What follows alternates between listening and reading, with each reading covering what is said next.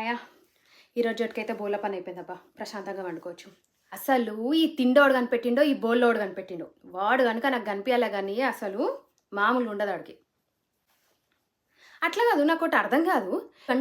గంటల కొద్దీ నిల్చొని కుకింగ్‌లు చేస్తాము. అదేమో పావు గంటలో తినేస్తాం. ఆ తినుడు అయిపోయినంక మళ్ళా అవన్నీ క్లీన్ చేసుకోనీకి గంటలు టైం పడతది.